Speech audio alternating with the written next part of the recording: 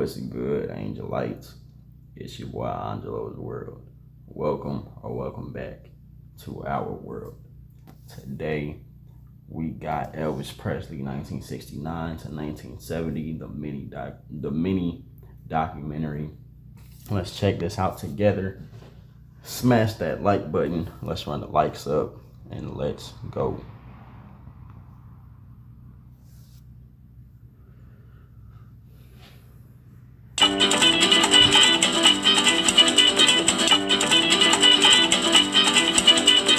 By 1969, Elvis had long left his lasting impression on the music industry as well as Hollywood. With 30 movies under his belt and a staggering number of gold records to his credit, it was time for Elvis to return back to what he considered to be the most fulfilling part of his career. The part he had been craving for the past several years: live performances. Still basking in the tremendous success of his recent NBC TV special, Elvis knew in his heart that he was happiest on stage, performing to a live audience.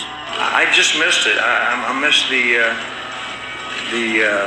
the closeness of an audience, of a live audience. So just as soon as I got out of the movie contracts, I started to do live performances again. In December of 1968, the negotiations began with Elvis's manager, Colonel Tom Parker, to bring Elvis back to live performing again in Las Vegas, Nevada. Multi-millionaire Kirk Kerkorian offered Elvis a deal, accepted by the Colonel, to appear in a brand new venue that was yet to be built. The International Hotel was soon under construction in the heart of Las Vegas. Elvis flew from his home in Memphis. I found that out in my reaction to the documentary series, or the documentary Elvis in Vegas. If you guys want to check that out, I'll link it in the comments. To view construction of the massive new hotel and its showroom that would be the largest in Las Vegas. When the negotiations had ended, the agreement was for Elvis to perform for 4 weeks, 2 shows per night, 7 nights a week. His salary was $100,000 a week. From this, Elvis would also pay his band and backup singers. The contract gave Elvis the option for a second engagement at the International and allowed for the filming of a concert documentary. Colonel Parker refused to allow Elvis to be the first person to perform at the International. He knew that with a new showroom and new sound equipment, there were bound to be several little problems, and he wanted someone else to work out the bugs before Elvis premiered in this historic comeback performance. Barbra Streisand agreed to christen the International with its first engagement. Although the ball was in motion for the greatest comeback in the history of entertainment, it was taking care of business as usual for Elvis. In January of 1969, Elvis began his recording session at American Studio in Memphis, just a few miles from his Graceland home. This legendary session produced such hits as Suspicious Minds, Kentucky Rain, and In the Ghetto. It's a little too hard for that quiet part, isn't it? Yeah, I guess so. Yeah. The significance of these sessions is that it not only produced some of Elvis's very best records, but also gave him a fresh batch of brand new material to introduce to his live audience in Las Vegas in the near future. Field-goal kick. The recording sessions were complete in February, and without missing a beat, Elvis was back in Hollywood to begin his last feature film, Change of Habit. After he was released from production, Elvis was finally free to concentrate fully on his much-anticipated comeback in Las Vegas. Elvis himself helped to hand-pick the band that would back him in Vegas. After his impressive work with Elvis in the studio, James Burton was selected to not only play lead guitar, but to lead the group that was being formed. Burton was a guitarist with Ricky Nelson on the Ozzie and Harriet show in 1957, and a member of the band that performed weekly on the TV show Shindig. He was one of LA's top studio musicians and the perfect choice to back Elvis on stage. One by one, more members were added to the group. Larry Mahobarak on piano, actually performed with Elvis in his charity performance in Memphis back in 1961. From Dallas, Texas, drummer Ronnie Tutt joined the group, and from Los Angeles, bass player Jerry Sheff and rhythm guitarist and RCA solo artist John Wilkinson came on board. Elvis personally contacted the Imperials to provide the male vocals and hired the black female group known as the Sweet Inspirations after admiring their work backing the legendary Queen of Soul, Aretha Franklin. Pleased with the musicians and voices that Elvis feels will bring the sound he's looking for to the show, rehearsals started in mid-July of 1969. The very first rehearsals took place in RCA Studios on Sunset in Hollywood and included only the rhythm section of the group. Over the course of the next week, over 150 songs were learned by the band. Rehearsals continued a week later. Do you know how hard that has to be? Memorizing 150 songs. I only memorized half of those. And those are songs that I listen to on a regular basis. And even then, I still fuck up the lyrics sometimes. That's crazy. Memorizing 150 songs.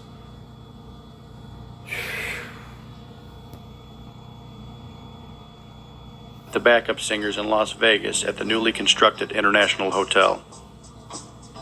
Barbra Streisand invited Elvis to attend one of her final performances. Upon seeing Miss Streisand alone on the large stage from the audience, Elvis commented to a friend that it looks like a hell of a stage to fill. As Elvis was contemplating his own performance on that very stage, he was reminded that he would be far from alone on stage with his army of musicians, backup vocalists, and a full orchestra. When Barbra Streisand completed her engagement, the rehearsals continued for a few more days in the spacious showroom, along with a 30-piece international orchestra led by Bobby Morris. In the meantime, Colonel Parker was working his magic with a massive advertising campaign that was so encompassing, he commented to Elvis that even the gophers in the desert will know you're here. On July 31st, 1969, Elvis performed 2 complete dress rehearsals earlier in the day, and then performed for a third time in the same day at the actual 10:15 opening night performance. Moments before going on stage for this historic comeback to live performing, Elvis was almost overcome with a severe case of stage fright. As the opening music roared out, Elvis burst on the stage, bringing the audience to their feet with delight. Opening night was by invitation only, and the celebrities arrived in droves to see the greatest show on earth, and remained on their feet for most of the performance. Elvis was back and reclaimed his rightful title of the King of Rock and Roll. After the tremendous success of the opening night performance, Colonel Parker wasted no time outlining the terms of a new revised contract. In the hotel coffee shop following the performance, on a stained tablecloth, the colonel scribbled down the new contract. Why? Elvis's salary was raised to $125,000 a week. On a stained... Why? The International Hotel is given the option to include 2 engagements a year for the next 5 years. This guarantees Elvis an annual salary of $1 million for the next 5 years for only 8 weeks of work per year. That's a lot. Just to put things into perspective, in 1969, the median household income in America was just over $8,000 a year. The average couple would have to work 125 years to match what Elvis would make in only 8 weeks each year. Following the opening night performance in Las Vegas, Elvis held a press conference. He stated that he made his decision to come back to live performing 4 years earlier in 1965, but could do nothing until he finished up with his movie commitments. He also said that he chose Las Vegas to launch his comeback because it's a place that people come to from all over. Elvis later said that this had been one of the most exciting nights of his life. It was obvious that Elvis had the itch again. Performing to a live audience was in his blood, and his career was soon to take a creative turn. Elvis decided to go back to his roots.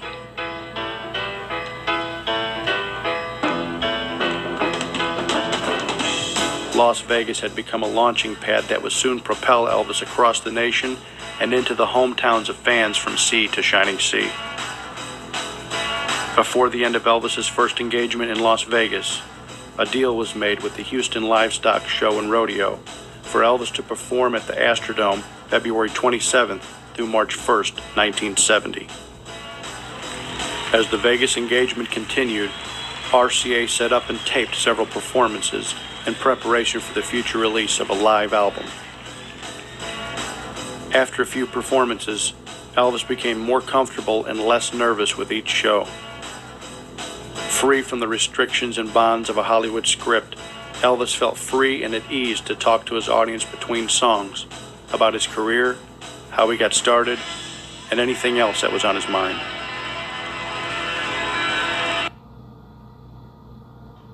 The NFL is streaming Christmas Day games exclusively on Netflix, and you don't want to miss a moment. Now Xfinity customers can... I'd like to talk to you a little bit, ladies and gentlemen, about how I got started in this business and when. A lot of things that happened from my side of the story. There's been a lot written about what happened from everybody else's side, but not from my side. So, my nose running, my eyes are running, my ears are running, everything. Get out some more. I started out as a child. No, wrong. Thank you. I started out when I was just out of high school, and I was driving a truck, and I was training to be an electrician, and I got wired the wrong way, baby. That's what happened to me.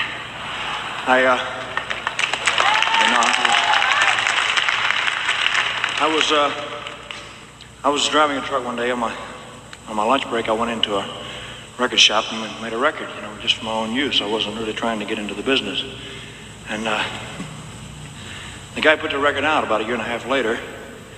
And overnight in my hometown, people were saying, who is he? What is he? Is he? And I'm saying, am I? I didn't know.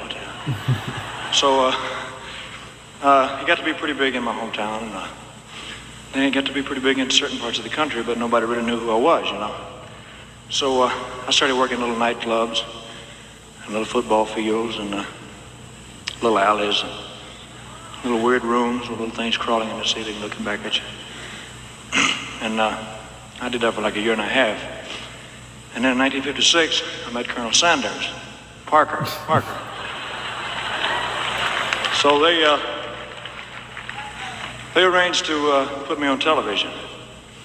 And at that particular time, there was a lot of controversy because you didn't see people moving too much out in public. They were getting it on in the back, but out in public you didn't see it too much. So anyway, I went to New York to do this Steve Allen, Jackie Gleason. Boy, just a matter of time, man. The brain goes, the body, everything. The Jackie Gleason show. So I did 3 of the Jackie Gleason shows. I'd never been out of my hometown in my life.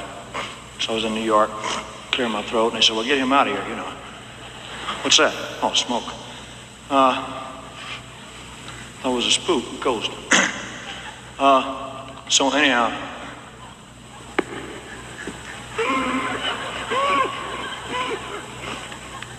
Lord have mercy. So anyway, I did the Jackie Gleason show 3 times. When I was in New York, I had sideburns, 14 years ago, it was really weird, walking the street with sideburns. Harry, get him! Now he's a squirrel, man, I'm down, I'm like, people wonder why I shook so much. I was, So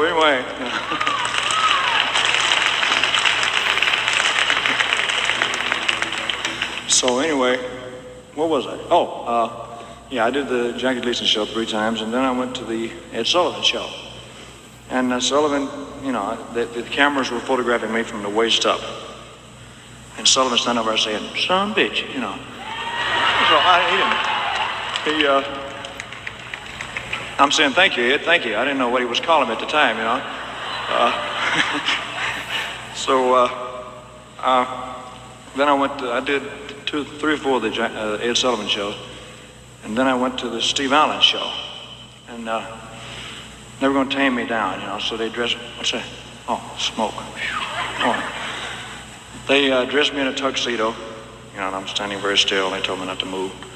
I'm singing to a dog on a stool, you know. I'm singing, you ain't nothing but a hound dog. And the dog's going, So I'm watching the dog, you know. So anyway, the next move was Hollywood. So that goes to the mouth. What was I saying, man? Oh, the next move was Hollywood, yeah. So I went to Hollywood, and I wasn't ready for that town, and they wasn't ready for me, you know. So, first of all, you get a hit record, and you go on television, and then you go to Hollywood. That's how it happens. So I was out there, and, you know, it was all new to me. I was like 19 or 20 years old, so it was all exciting, and everybody was saying, hey, Mr. President, Mr. President, Mr. President, you know, Mr. President's on me, you know. So, I did Love Me Tender and Loving You, Loving Her, Loving anybody get my hands on it at the time. And then I did, and my health was failing, my mind was going bad, and so then I did Jailhouse Rock, and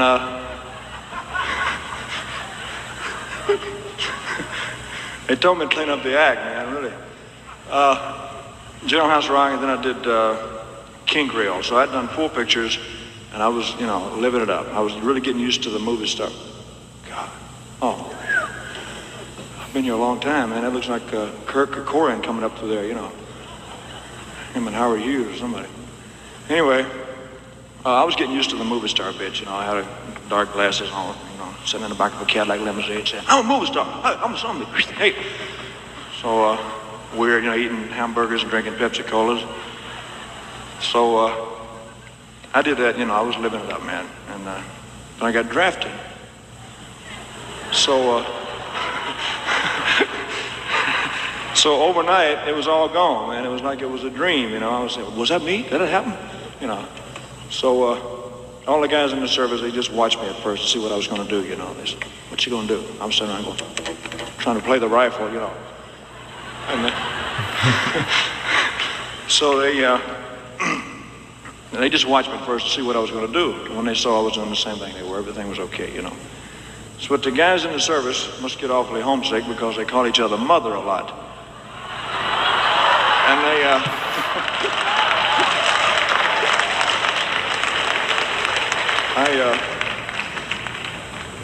I kind of picked it up, you know. And it didn't go over too well back in Hollywood when I got out. You know, I'd go up to some director, how you doing, your mother? You know, get him out of here, man. He's a squirrel. So, so then I came back to Hollywood in 1960, and oh, it's me. Then I did GI Blues and Blue Hawaii and Girls. So anyway, I got into a routine of making pictures, and I was missing contact with the live audience. So that's why I'm back, and I just want to tell you for myself.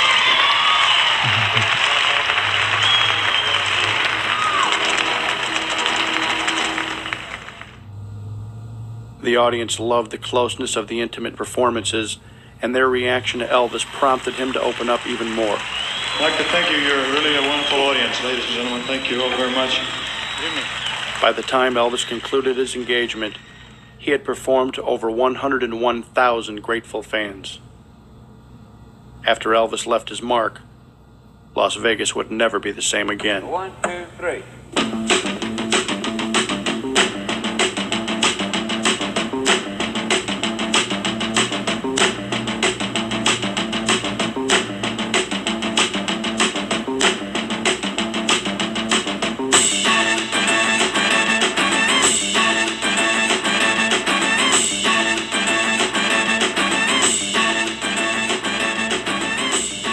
The following night, on August 29th, 1969, Nancy Sinatra attempted to fill the large void left by Elvis at the International. Her opening night performance was attended by Elvis, his wife Priscilla, the Colonel, and all their friends. Elvis enjoyed seeing other performers in Las Vegas when he could, especially friends like his former leading lady from the 1968 film Speedway. After the show, Elvis attended a party that was hosted by none other than Frank Sinatra. Free of his movie and recording commitments for the first time in years, Elvis spent the next 4 months relaxing and vacationing. Early January 1970, Elvis began rehearsals for his upcoming second season in Las Vegas. Opening night was January 26th, and the engagement ran until February 23rd. After another incredible engagement, a Los Angeles newspaper stated that the new decade will belong to Elvis. February 27th, 1970, Elvis performed the first 2 of 6 performances at the Houston Astrodome. These concerts mark the first time Elvis has performed outside of Las Vegas since 1961. His touring would continue later in the year, but for now, his focus was on his upcoming third engagement in Las Vegas at the International. Thank you very much. Good evening, ladies and gentlemen. Welcome to the Big Freaky International Hotel. A deal was made with MGM to film a live documentary that will eventually be called That's the Way It Is. Good morning, Hollywood camera. The rehearsals began in mid-July at MGM Studios in Culver City, California, and were also filmed for use in the documentary. Elvis rehearsed over 60 songs, and new arrangements and orchestrations were written for songs Elvis had just used in his last recording session. In preparation for the upcoming engagement that would be filmed by MGM, Colonel Parker started a large promotional campaign that would soon be known as the Elvis Presley Summer Festival. Opening night was on August 10th, and MGM filmed several performances through the first week. Fans came from all over the world to see the Elvis Presley show in Las Vegas. Elvis was in top form, and it was evident that he was putting 110% into every performance he gave. Overnight in my hometown. As the cameras rolled, they captured the true essence of the Elvis experience. Elvis rocked the audience with some of his biggest hits and even performed a few songs recorded by other artists, like the Bee Gees' Words and the Righteous Brothers' You've Lost That Lovin' Feeling. That was their song? The Bee Gees, see, because I reacted to that, right? I'll link that in the comments too.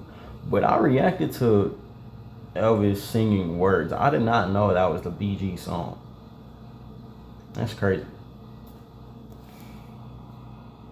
Each song performed with a real conviction and passion.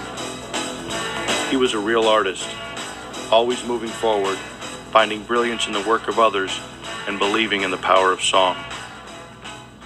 Also evident was the tremendous impact he had on the audience, who was captivated by the natural charisma and powerful stage presence of this legendary performer. That's the Way It Is was released in theaters nationwide in conjunction with the album, which contained some cuts from the actual shows, as well as cuts from the June 1970 session in Nashville. The album went gold, selling over 500,000 copies. That's the Way It Is, the film, was an instant success at the box office. Being his first concert documentary, people all over the world who had never actually witnessed a live Elvis performance, for the first time ever, was given a detailed look at the master at work. Although his films were entertaining, this was a first glimpse for many of the real Elvis at his very best. The new documentary was released in theaters close to the same time Elvis started touring the nation again in late 1970. This created an even bigger frenzy for concert tickets, as fans now had the opportunity to relive the magic at a live Elvis performance right in their hometown. What more could a fan ask for? The enormous overall success of That's the Way It Is can also be documented by the fact that Elvis sold over 14 million combined records in 1970. As filming for That's the Way It Is ended, the Las Vegas engagement continued for several more days. The tremendous surge of power and energy that hit Las Vegas a year earlier was still going just as strong as ever. The engagement was scheduled to close on September 7th, but the demand for tickets was so great, Elvis agreed to an additional 3 a.m. show on September 8th. After 3 extremely successful engagements, the Grateful International Hotel presented Elvis with the World Championship Attendance Record Gold Belt as a token of their appreciation. Elvis would proudly wear the belt at home and on stage for many years to come. Without so much as one day of rest, Elvis left the following day and flew directly to Phoenix, Arizona on September 9th, 1970, to start his first concert tour since 1957. Jesus. The tour ended on September 14th in Mobile, Alabama. Between his last Las Vegas engagement and this new tour, Elvis performed non-stop for 36 days straight. The boy from Tupelo who changed music forever had accomplished most everything in life he set out to accomplish. From touring the country in the 50s and recording a long and distinguished line of gold records, to realizing his dream of making films in Hollywood.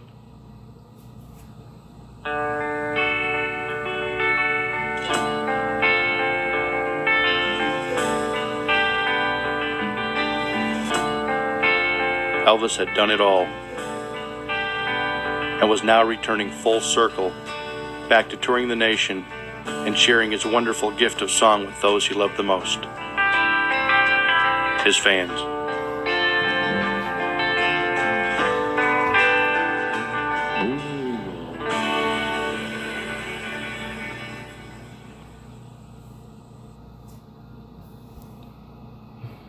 Man.